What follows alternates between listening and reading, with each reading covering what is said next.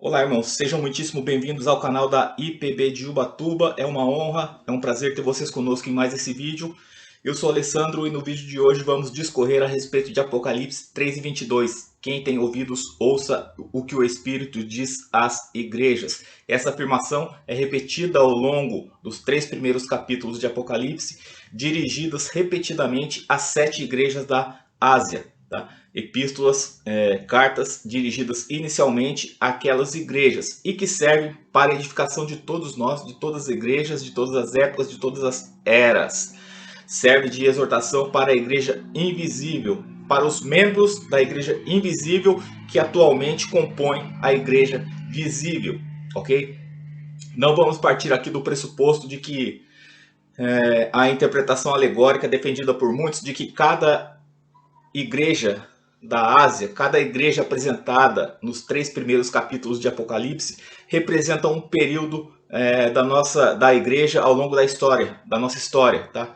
Não seguimos essa interpretação alegórica, mas sim seguimos a interpretação de que todas as advertências ali contidas, todas as admoestações ali contidas, todas as repreensões ali contidas são dirigidas a todas as igrejas, em todas as épocas, em todas as eras ao longo da história. Ou seja, são admoestações dirigidas aos componentes da igreja invisível que atualmente compõem a igreja ou as igrejas visíveis, as denominações, as instituições religiosas, tá? Porque a igreja invisível, os cristãos que compõem a igreja invisível atualmente compõem igrejas visíveis. E ao longo da história, óbvio, compuseram, tá? Sabemos que Deus é perfeito, disso nós não temos dúvida. Em todas as suas obras, logo, tudo que ele faz é perfeito. Em tudo que ele faz, ele emprega a sua perfeição. Esse atributo que lhe é imanente. Ele não faz nada por acaso. Ele não faz nada sem querer, por engano. Não, tudo que Deus faz tem um propósito. Logo, Deus determinou todas as porções das escrituras fossem escritas com uma finalidade. Obviamente, todas as escrituras, toda a escritura, toda porção das escrituras tem o seu fundamento, tem a sua finalidade. Em todos os procedimentos de Deus, podemos observar que há traços de um desígnio, de um propósito e de um plano. Logo, houve um desígnio no tamanho e na órbita de cada planeta. Houve um desígnio até mesmo nas coisas que para nós nos parecem insignificantes. Por exemplo, a forma e a estrutura da asa de uma mosca. Até nisso há um propósito. Houve um desígnio em cada versículo da Bíblia. Houve um desígnio, a repetição desse verso. Quem tem ouvidos, ouça o que o Espírito diz à igreja ou às igrejas. Houve um propósito para que esse versículo fosse repetido ou estivesse diante de nós 7 vezes. Essa repetição tem uma intenção, claro, e espera-se que nós observemos isso. Deus nos chama a atenção para isso. Esse verso nos chama a atenção, nos pede atenção, uma atenção especial por parte de todo cristão verdadeiro. Todo cristão deve observar com atenção esse versículo. Por quê? Porque Deus faz questão de repetir para nós. Quem tem ouvidos, ouça o que o Espírito diz às igrejas. Por 7 vezes ele repetiu, tá? Então todos nós devemos atentar para o fato de que isso tem um propósito. Essa repetição tem um propósito, ok? Em primeiro lugar, nós temos que observar o seguinte: nas 7 cartas de Apocalipse, 7 cartas às igrejas da Ásia, contidas ali nos 3 primeiros capítulos de Apocalipse, Cristo não faz nada além de reafirmar questões de doutrina, prática, admoestações, advertências e promessas às igrejas. Ou seja, nesse contexto, Jesus encontra falhas em relação a muitas delas, encontra falhas com relação às falsas doutrinas e às práticas ímpias e incoerentes de algumas delas e as repreende categoricamente. Por outro lado, ele elogia a fé, a paciência e as obras, o labor, o trabalho, a confiança, a perseverança e dá grande aprovação a essas graças, tá? Esse esforço de algumas igrejas, ele afirma, reafirma, elogia e dá a sua aprovação. E também ele ordena nessas cartas que os homens se arrependam, se corrijam de seus maus caminhos, se consertem, retornem ao primeiro amor, muito importante para mim e para você, retornem ao primeiro amor e renove a sua dedicação a ele e às coisas atinentes à obra de Deus, tá? Então, em linhas gerais, Jesus repreende, sim, exorta, Jesus condena algumas práticas daquelas igrejas e nossas, odiernamente. Ele também elogia a fé, paciência, obras, elogia os pontos positivos daquelas igrejas e de nós enquanto igreja do Senhor, e pede que todos os homens se arrependam e se corrijam. Eu e você, que nos arrependamos e nos corrijamos enquanto há tempo, e que voltemos ao primeiro amor, aquele fervor, aquela paixão que nós tínhamos pelas coisas do Senhor no momento em que nós nos encontramos com Cristo, ou melhor, que Cristo nos encontrou e nós o abraçamos. Lembra aquele fervor? Lembra aquela alegria que nós tínhamos de estar na casa de Deus? Lembra aquela alegria que nós tínhamos de falar a respeito das coisas de Deus? Lembra aquela alegria que nós tínhamos de estar em comunhão com o Senhor e com o seu povo? Pois é, Deus quer que nós retornemos a esse primeiro amor que todos nós contávamos com ele no início da minha caminhada cristã e que no decorrer do tempo, infelizmente, muitas vezes vai se esfriando, mas ele nos orienta, retorna ao seu primeiro amor. Observe que nessas cartas ele não se atém à forma de governo, não se atém a cerimônias, não se atém a sacramentos, não se atém a ordenanças, liturgias, nem formalismos. Nós, enquanto igreja, damos muita atenção a essas coisas, muitas vezes, porém, elas nada são quando comparadas à fé, ao arrependimento e à santidade. Muitas dessas coisas, cerimônias, forma de governo, sacramento, ordenanças, liturgia, formalismo, tudo isso tem sim seu grau de importância. Tudo isso tem sim o seu valor. Nós, de fato, nós realmente valorizamos essas coisas. Porém, nós as valorizamos da mesma forma que valorizamos as outras que são mais importantes. Colocamos todas no mesmo patamar. Nós somos sim gratos por essas características da igreja visível. Nós somos sim gratos por essas características da igreja na qual nós congregamos. Porém, o arrependimento para com Deus, a fé no Senhor Jesus, a conversação santa, a obediência, sim, são assuntos muito mais importantes que formalismos. Tá? São assuntos muito mais urgentes do que meras características do culto formal. Tá? Sem a fé, a obediência e o amor a Cristo, o homem não pode ser salvo. Então essas questões são primordiais, essas questões são de extrema importância para a igreja. Por isso, nós estamos aqui falando sobre elas. Por isso, o Senhor nos exorta acerca delas nas cartas às igrejas da Ásia, lá em Apocalipse. Tá? Resumindo, religiosidade, tradições, liturgia são importantes, mas não são o principal. Observe que Jesus diz a cada uma das igrejas, nessas epístolas, nessas cartas às igrejas da Ásia, em cada uma ele afirma: conheço as tuas obras. Assim como ele repete ao final de cada carta às igrejas, quem tem ouvidos ouça o que o Espírito diz à igreja, assim ele repete também: conheço as tuas obras. Essa repetição chama-nos a atenção, sim, porque não é sem motivo que as lemos tantas vezes e consecutivamente nas cartas às igrejas da Ásia, que estão contidas nos 3 primeiros capítulos do livro da Revelação. Por exemplo, a uma igreja ele diz: conheço o teu labor, tanto o teu labor como a tua perseverança. A outra, ele diz: conheço a tua tribulação, conheço a tua pobreza. A outra ele diz: conheço o teu amor, conheço a tua fé, conheço o teu serviço.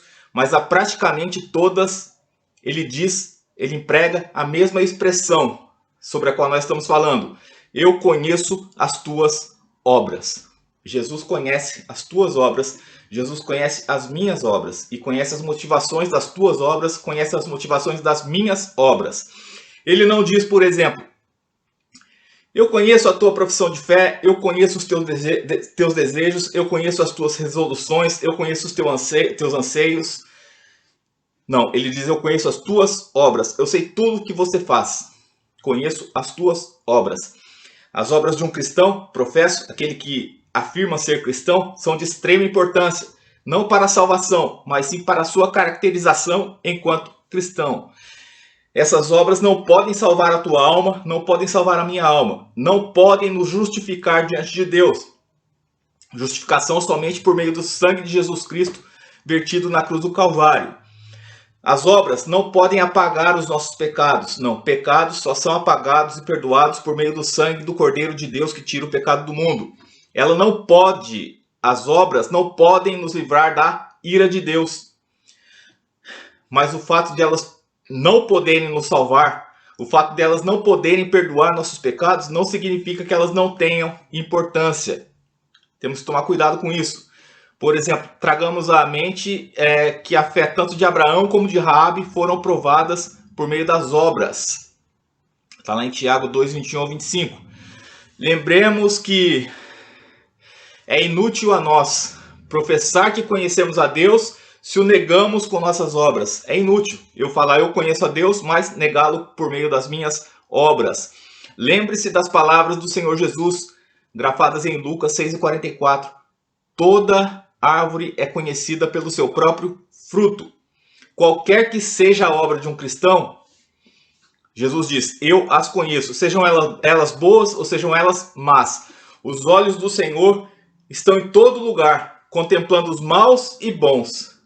Observe isso, os olhos do Senhor estão sobre nós a todo momento, contemplando tanto os maus como os bons. Você nunca praticou uma ação que seja, por mais secreta que fosse, que o Senhor não tenha observado. Você nunca disse uma palavra sequer, mesmo que fosse um sussurro, que Jesus não tenha ouvido. Você nunca escreveu uma carta, você nunca mandou uma mensagem, você nunca mandou um WhatsApp que Jesus não tivesse visto, que Jesus não tivesse lido. Mesmo que fosse ao teu amigo mais íntimo, mas Jesus viu.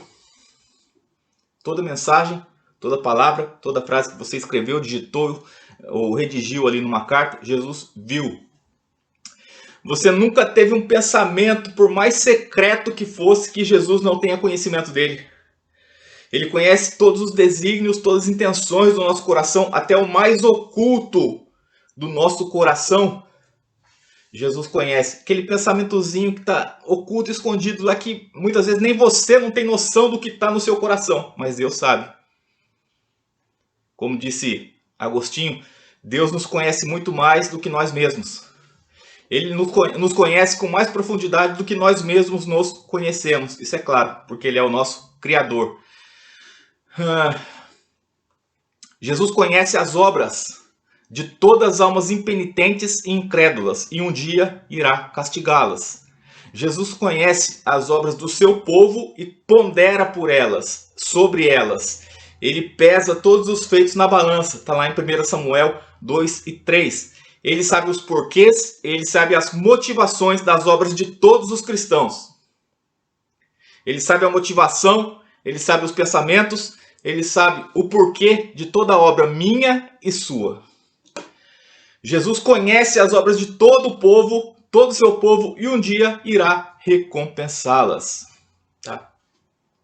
Então, se é motivo nós sabermos que os olhos do Senhor estão sobre nós a todo momento, é motivo de regozijo pelo bem que nós fazemos, não que isso vá nos justificar, mas é motivo de regozijo, mesmo que ninguém veja o bem que tu faz, Jesus está vendo. Mesmo que ninguém veja o quanto você auxilia o seu próximo, o quanto você ama o seu próximo, ninguém vê, ninguém reconhece, mas Deus, mas Jesus Cristo reconhece e irá te recompensar. Por outro lado, é motivo de temermos saber que Ele está com os olhos sobre nós, porque nossas más obras não são poucas, nossos maus pensamentos não são poucos, nossas más palavras não são poucas. Todo o mal que nós fazemos não é pequeno, não é pouco. Então temos que temer sim a Deus a todo o momento. temer e tremer diante de nosso Deus Todo-Poderoso, o qual tem seus olhos como chamas de fogo sobre todos nós, sobre os bons e sobre os maus. Motivo de alegria, mas também de temor a Ele. Observe que em cada uma dessas cartas, como nós vimos, Jesus diz o seguinte: primeiro, quem tem ouvidos ouça. Ele diz, conheço as tuas obras. E ele diz também o seguinte, uma promessa. Ele emite uma promessa a cada uma das igrejas.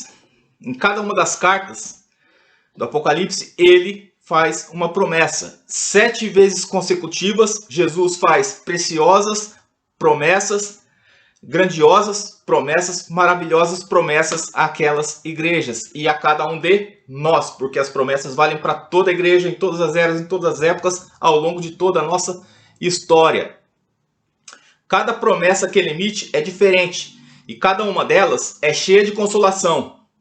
Cada uma delas é dirigida ao cristão vencedor. Observe, é dirigida ao vencedor. Ele sempre fala, ele sempre afirma o seguinte, ao que vencer. Atente para isso. Preste atenção nisso. É somente ao que vencer. Todo cristão professo é um soldado de Cristo. E nós estamos numa batalha. Nós estamos numa batalha. E se nós somos genuinamente cristãos, nós vamos chegar ao fim da batalha. Porque ele nos prometeu, todos que o Pai o deu, de todos que o Pai o deu, nenhum deles se perdeu. Então, se você veio a Cristo por meio do Pai, como presente, como dádiva do Pai para o Filho, você não vai se perder. E você vai chegar até o final e vai receber também essa grandiosa, essa preciosa, essa maravilhosa promessa da parte do Senhor. Ao que vencer. Ao que vencer. Uma grande lição que nós temos que aprender, dentre outras, é claro, é que nós só vamos provar que somos nascidos de novo se nós vencermos, se nós chegarmos até o final, se nós perseverarmos até o fim. A vitória final é a única evidência satisfatória de que nós possuímos uma religião verdadeiramente salvadora. Talvez nós possamos gostar muito de ouvir bons sermões, ler a Bíblia, ler livros, orar de manhã à noite, de manhã à tarde e à noite. De repente nós fazemos muitas orações, de repente nós contribuímos com muitas associações religiosas, de repente nós fazemos parte de uma religião organizada institucionalmente, e graças a Deus por isso, tudo isso faz parte. Porém, como nós estamos diante de Deus, nós somos verdadeiramente batalhadores, nós vamos ouvir da parte do Senhor ao que vencer, e você está dentre aqueles que venceu.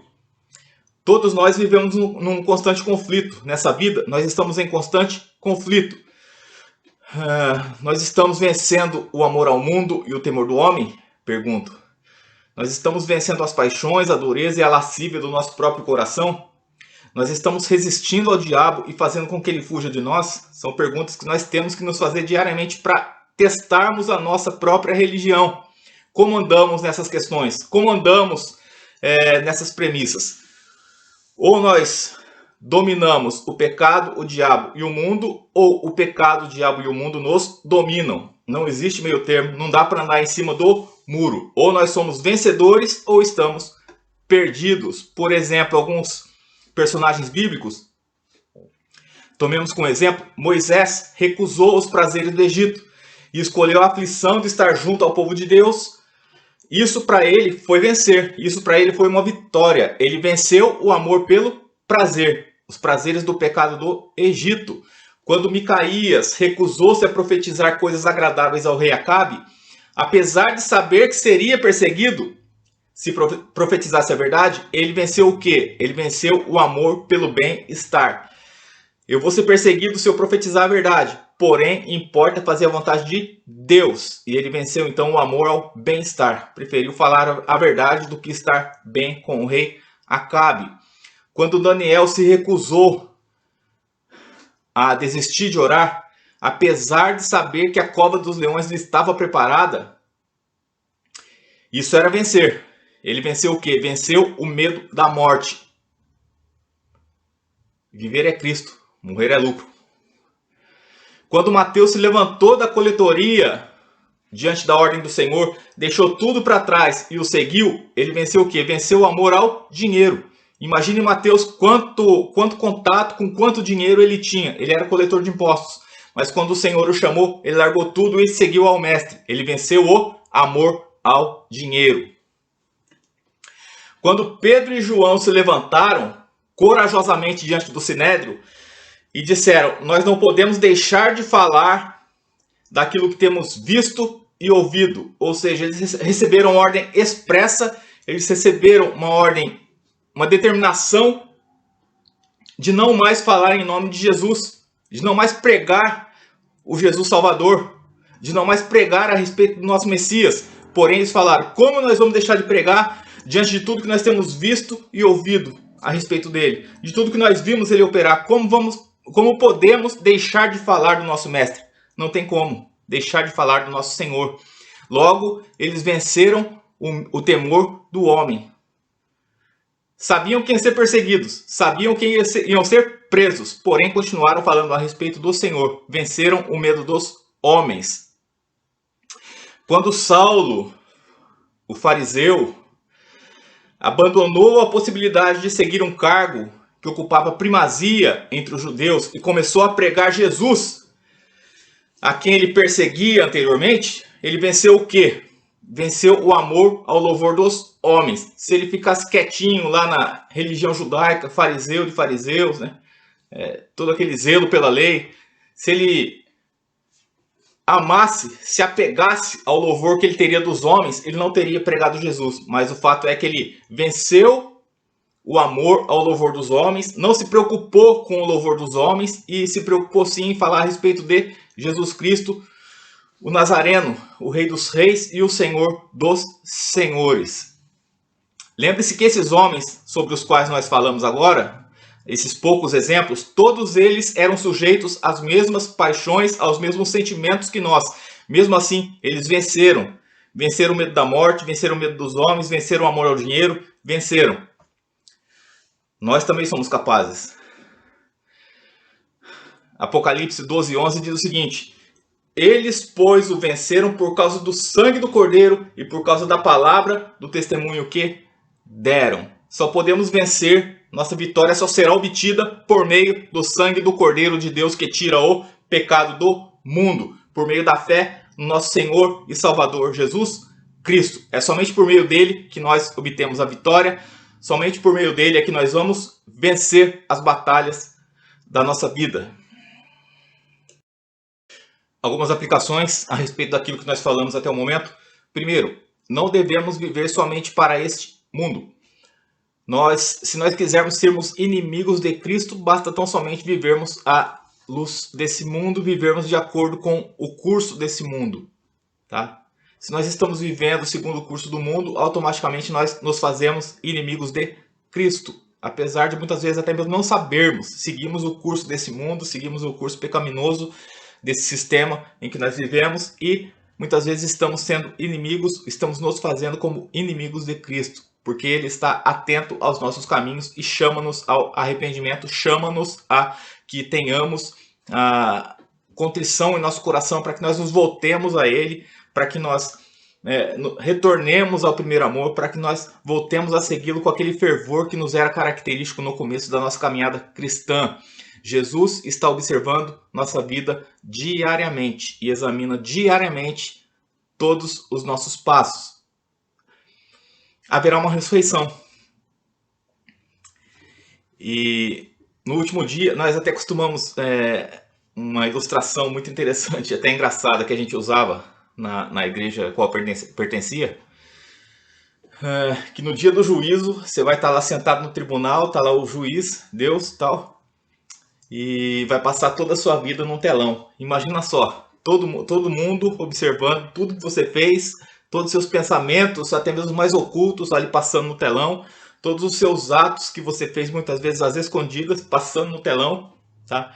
E Deus está te julgando. É uma ilustração até engraçada, mas nos deixa temerosos, porque quanto mal nós já fizemos na vida, quanta atrapalhada nós fizemos nessa vida, quantas incoerências nós cometemos nessa vida, e os olhos do Senhor presenciaram tudo.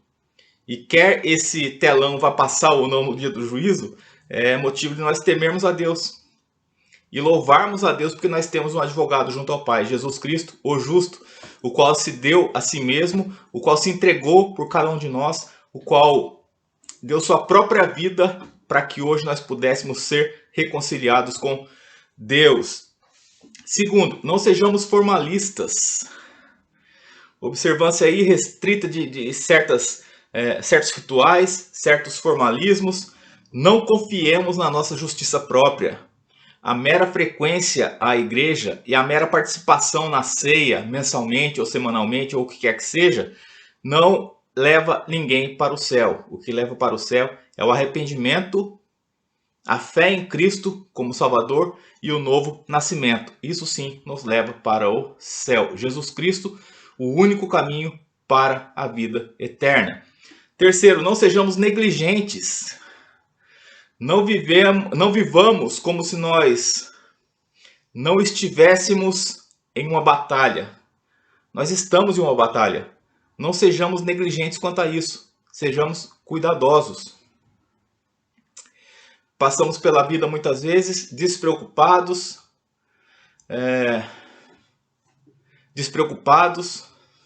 nos esquecemos que nós temos uma alma, tá? E que a alma é imortal. Nós somos, em certo sentido, imortais. Por quê? Porque uma vez que nós morremos biologicamente, porém, espiritualmente, nós temos um prosseguimento de nossa vida. Nós temos uma vida futura, tá? Nós temos uma alma e uma vida eterna pela qual ou para a qual nós temos que zelar. E nós nos esquecemos disso e muitas vezes vivemos relaxadamente, vivemos despreocupadamente, vivemos negligentemente. Não sejamos negligentes para com a nossa vida espiritual. Quarto, não estejamos satisfeitos com o padrão mundano de religiosidade. Qual que é o padrão mundano? É aquela despreocupação. Faz menos que o esperado. É a chamada religião, né? Vai na igreja uma vez por semana, participa da ceia, dá o dízimo e acha que com isso está quites, está 0 a 0 com Deus, como se obras nos justificassem. Mas esse é mero padrão mundano. Devemos nos doar realmente à obra do Senhor, devemos nos doar para Cristo. Devemos reconhecer que Ele deu a vida por nós e o mínimo que nós podemos fazer é devolver nossa vida de volta para Ele, é vivermos para Ele. Vivo não mais eu, mas Cristo vive em mim. É isso que nós devemos afirmar. Vivo não mais eu, mas Cristo vive em mim. Glória a Deus. Quinto, não estejamos contentes com uma religião pequena. Que religião pequena é essa? É aquele que crê numa graça pequena, num arrependimento pequeno, tem uma fé pequena, tem um conhecimento de Deus pequeno, um amor ao próximo pequeno, uma consagração a Cristo pequena. Não sejamos pequenos no que diz respeito às coisas de Deus. Procuremos sempre nos aperfeiçoar, procuremos mergulhar corpo e alma na presença do Senhor, na obra do Senhor, nas coisas atinentes ao Senhor. Que possamos nos guardar de perder o primeiro amor, que preservemos esse amor a Cristo em nós, assim como a igreja de Éfeso. Que nos guardemos de nos tornarmos mornos, como a igreja de Laodiceia, a qual o Senhor falou que vomitaria de sua boca. Nos guardemos de tolerar falsas práticas, como a igreja de Pérgamo tolerava. Nos guardemos de adulterar a doutrina, como a igreja de Tiatira fazia. Nos guardemos de nos tornar quase mortos, à beira da morte, como a igreja de Sardes. Nos guardemos. Que nos esforcemos para sermos como as igrejas de Esmirna e Filadélfia. Que possamos nos apegar firmemente, fielmente àquilo que já temos e crescer continuamente na presença do Senhor.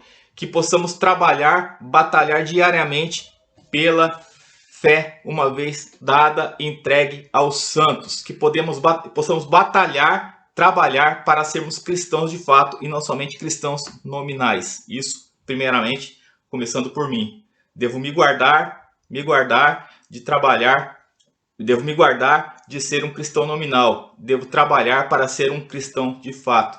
Devo me esforçar para ser um cristão de fato. Você deve se esforçar para ser um cristão de fato. Nos apeguemos firmemente à palavra, nos apeguemos firmemente à obra, nos apeguemos firmemente às coisas atinentes ao reino de Deus. Busquemos primeiramente o reino de Deus e a sua justiça, e todas as demais coisas nos serão acrescentadas. Amém? Esse foi o nosso vídeo de hoje, espero que tenha gostado. Se você gostou, deixa aí o seu like, né? Fala igual youtuber de verdade. Deixa aí seu like, compartilhe esse vídeo com seus contatos, compartilhe esse vídeo com aqueles que você ama, tá? E obrigado, muito obrigado por seu apoio, muito obrigado por suas orações, muito obrigado por assistir mais esse vídeo, muito obrigado pela sua presença constante aí conosco. Muito bom saber que nós temos irmãos em Cristo com os quais nós podemos contar. Estou à disposição, precisando, entre em contato comigo, vocês sabem onde me encontram. Se não souber, deixa aí uma mensagem que a gente vai entrar em contato com você, ok?